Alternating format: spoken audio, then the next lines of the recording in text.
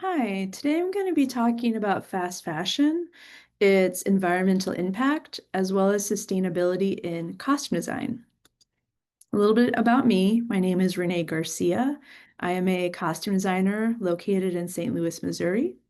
I'm the assistant professor of theater at the Sargent Conservatory of Theater Arts at Webster University, and I'm head of the BFA Costume Design program. First off, what is fast fashion? If you're not familiar with it or only know a little bit about it, it's when fashion is treated as a disposable product. It is very inexpensive clothing that is expected to be replaced rapidly, not to last several years. This is by design. Companies want you to buy their cheap clothing, then it wears out, and you have to buy new clothing. The fashion industry has changed from its old model of seasonal cycles. Now many stores are restocking up to twice a week instead of once or twice a season. Stores now release new inventory perpetually throughout the year. This approach prioritizes speed and low cost over quality, leading to mass production, overconsumption, and significant environmental harm. Now consumers can shop and find deals from fast fashion companies, wear clothing once or twice, and then dispose of it. 56 million tons of clothing is sold every year in the US. This is overconsumption. Americans buy on average 64 articles of clothing every year.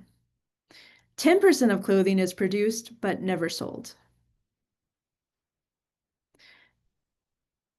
The fast fashion major players. So the ultra fast companies, these are companies that would be changing out their stock up to twice a week, would be companies such as Shein, Zara, H&M, and Forever 21. The fast companies, so not quite as bad as twice a week, but still bad, Victoria's Secret, Gap, Urban Outfitters, Guess, Nike, and American Eagle. The slower companies, so companies that are slower to change out their inventory include Levi's, Patagonia, Fair Indigo, Fair Trade Winds, and Pact. Now, these are not the only brands, but these are the big major players. Fashion's impact on the environment, which is huge. Textile and the clothing industry is the second largest polluter in the world. Land is treated as a factory. Millions of acres doused with chemical pesticides, which is bad for the environment and bad for us. 713 gallons of water is used to make one t-shirt.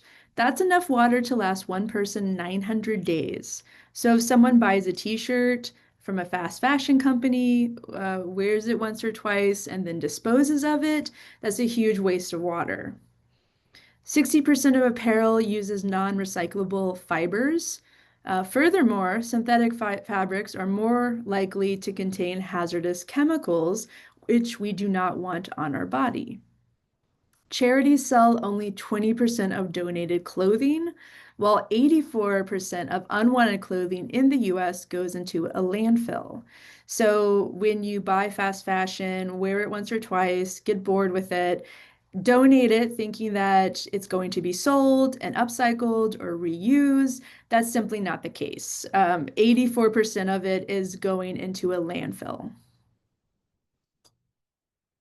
Fashion's impact on the workers. So there are 30 million garment workers in the world, which are mostly women. 1 in every 6 people in the world work in the garment and fashion industry. But pay is as low as $3 a day. They are amongst the lowest paid workers in the world. So you have this huge pool of workers that are paid, a very small, tiny amount to produce fast fashion clothing, which is then why these companies can sell it for such a low cost. They're literally using this on the back of the workers. So, why do designers turn to fast fashion? We know it's bad. Why do we continue to use it? Reason designers turn to Amazon and big retailers like Walmart and Target, or ultra-fast retailers like H&M and Zara include budget constraints. When you only have so much to spend, sometimes you are forced to go with a very cheap option. Time constraints. When you are have a crunch, your time constraints are reaching crunch time. It's easier to go online and buy from these big companies rather than run all over the town looking for clothing. Sometimes duplicate clothing is needed in the business. So if you need 5 shirts, you can't just go to a local thrift store to buy those. And then some fast fashion brands carry plus size clothing. And as we all know, not all brands carry plus size clothing. And that can mean we have to buy from certain retailers that do. The environmental impacts in costume design. So there's huge carbon costs to this. Shopping local can mean driving to many locations, burning fossil fuels. Returning and shipping of clothing bought online because we often order multiple sizes to go into a fitting and then return everything except that one size that works. Again, we're using fossil fuels to do this. Shipping of rented clothing, buying cheaper imported textiles, that's a huge carbon cost, and buying non-recyclable man-made textiles which will not biodegrade. I think we are all guilty of doing at least some of this. Now, here are some proposed solutions. Clothing swaps. So this is where local costume designers can get together and swap out their stock, get rid of stuff they're not using. If you know that a certain project is coming up and you need a specific time period, you can look for that time period and negotiate to swap out some of your stock. Local costume co-ops. This is when costume designers, again, local costume designers, get together and they create a co-op where everyone can use and borrow the communal stock. This is actually something that has started recently, and it is a huge gift to the communities that can afford this. New York and Chicago are two communities that have costume co-ops. Thrifting secondhand clothing locally. This is something we already do, but if we can do this even more, that is going to keep clothing out of landfills as well as saving us from having to buy and support big business.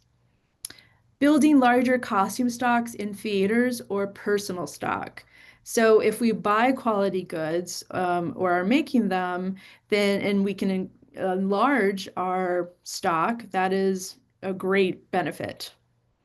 Also, renting or borrowing from other local theaters' costume stock. This is something I do all the time, but it saves for shipping costs, which is huge. Of course, buying from fair trade companies. That's the ultimate goal. As well as advocating for larger budgets and longer build times so that quality clothing can be purchased from fair trade and eco-friendly brands, and textiles made of natural fibers, which are generally more expensive than synthetics, can be purchased. These are just some proposed solutions, but if you can integrate even a few of them, every little bit ends up helping. Here is some of my references.